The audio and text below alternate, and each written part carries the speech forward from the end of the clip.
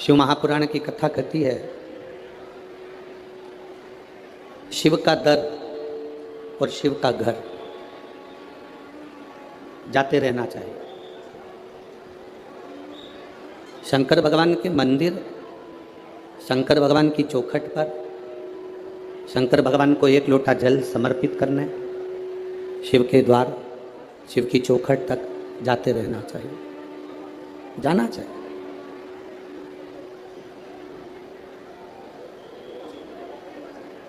सारे घर द्वार जब छूट जाते हैं, अंत समय में जब हमारा घर परिवार दरवाजा द्वार सब छूट जाता है, तब उस समय पर शरीर में से प्राण भी छूट जाते हैं, शरीर में से प्राण भी निकल जाते हैं। अकेला शरीर, ये बॉडी, ये शरीर पड़ा रहता है। फिर इस शरीर को शंकर के दरवाजे तक लोग लेकर जाते हैं, शिव के द्वार तक लेकर जाते हैं। सबका दरवाजा बंद हो सकता है, सबकी चौखट, सबका द्वार बंद हो सकता है, पर मेरे महादेव का दरवाजा कभी बंद नहीं होता। मेरे शिव का द्वार, मेरे शंकर की चौखट कभी बंद नहीं। जैसे मौत का कोई समय नहीं होता, मृत्यु का कोई समय नहीं होता, शिव महापुराण की कथा कहती है, वैसा ही भगवान शंकर की भक्ति का कोई समय नहीं होता। जब तुम्हारा मन करे तब शंकर की आराधना करो। है सबके दरवाजे, सबके द्वार बंद हो सकते हैं, सबकी चौखट बंद हो सकती है, सबका द्वार बंद हो सकता है, पर मेरे महादेव का दरवाज़ा कभी बंद नहीं होता, मेरे शंकर की चौखट कभी बंद नहीं होती, मेरे शिव का द्वार कभी बंद नहीं होता। वैकुंठ में दरवाजा है, ब्रह्मलोक में दरवाजा है, इंद्रलोक में दरवाजा है, पितृलोक में दरवाजा है, पर कभी किसी ने सुना कि कैलाश पर दरवाजा है? कैलाश पर दरवाजा है क्या? नहीं, कठिन। शंकर के दरवाजा नहीं, कैलाश पर कोई द्वार नहीं है, कैलाश पर कोई दरवाजा नहीं है।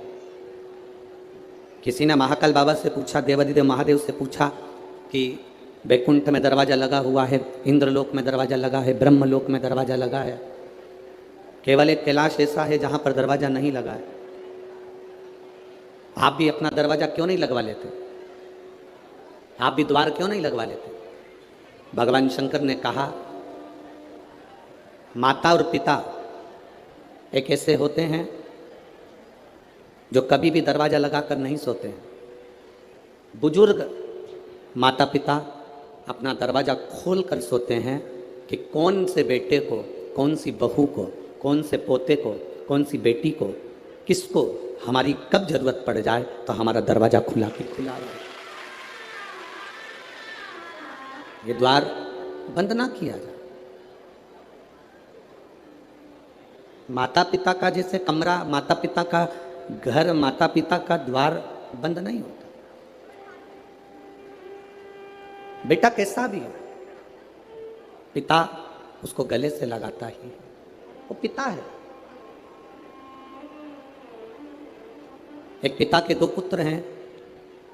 एक पुत्र ने कहा कि पिताजी मुझे तुम्हारे साथ में नहीं रहना है, मुझे मेरी जायदाद का हिस्सा दे दो।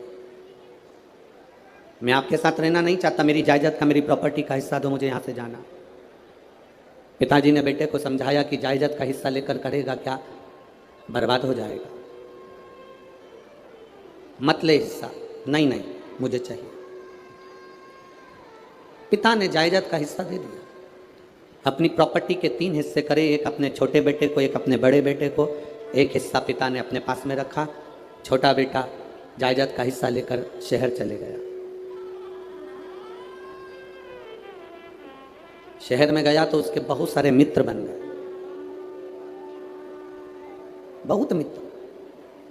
धीरे धीरे उस मित्र ने, उन मित्रों ने मित्र का सारा धन हड़प कर उसको कंगाल कर दिया। आखिरी में वो रोने लगा कि मैं जाऊं तो जाऊं कहाँ, कहाँ जाऊं मैं। उसने सोचा कि अब तो पिताजी से मैं अपनी प्रॉपर्टी का हिस्सा भी ले आया, पिताजी से मेरी जायदाद का हिस्सा ले आया, अब मैं कहाँ जाऊंगा। पर उसने सोचा एक बार पिताजी के पास चलते हैं।